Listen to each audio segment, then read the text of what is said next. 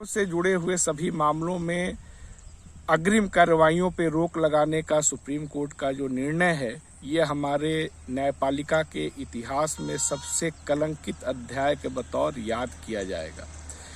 आप कौन होते हैं ये कहने वाले कि ये मामला बहुत पुराना हो गया है इसलिए अब इसमें आपको न्याय नहीं मिल सकता? आप कौन होते हैं न्यायपालिका के न्याय को डिलीवर करने के ड्यूरेशन को तय करने वाले? एक व्यक्ति अगर चाहता है कि उसको इस मामले में न्याय मिले तो उसको न्याय मिलना चाहिए।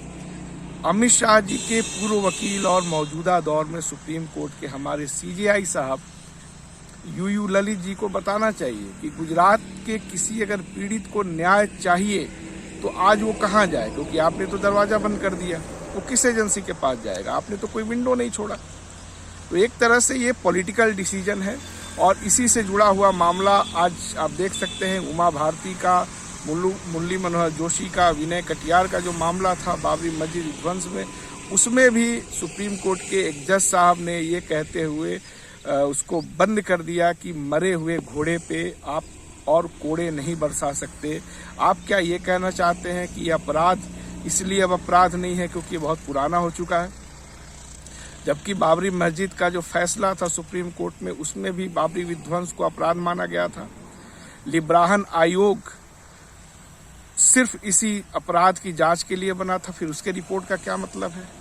एक तरह से न्यायपालिका सरकार के अनुरूप फैसले दे रही है और जहां उसको लग रहा है कि कोई तर्क नहीं है तो वो बहुत अतार्किक होने के हद तक भी जा रही है, जिससे आज ये पता चलता है।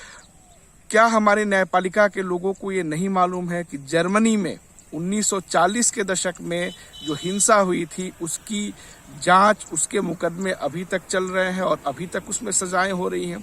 क्या आपको नहीं मालूम है कि हमारे पड़ोस में बांग्लादेश में 71 की जो घटना थी जिसमें ह्यूमन राइट वायलेशंस हुए थे, उसमें आज तक सजाएं हो रही हैं? तो इन दोनों देशों में न्यायपालिका की छवि अच्छी है क्योंकि वो लगातार काम कर रहे हैं, अपने लोगों को न्याय देना चाहते हैं। लेकिन हमारे यहाँ जिस तरह से जजमेंट ये आया है, ये न्याय की इच्छा रखने वालों को कमजोर करता है, एक तरह से न्याय पाने के अधिकार से भी आपको वंचित करता है।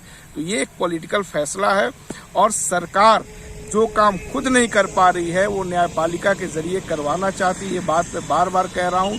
इसलिए मेरा मानना है कि न्यायपालिका पर भी लोगों को और राजनीतिक दलों को आवाज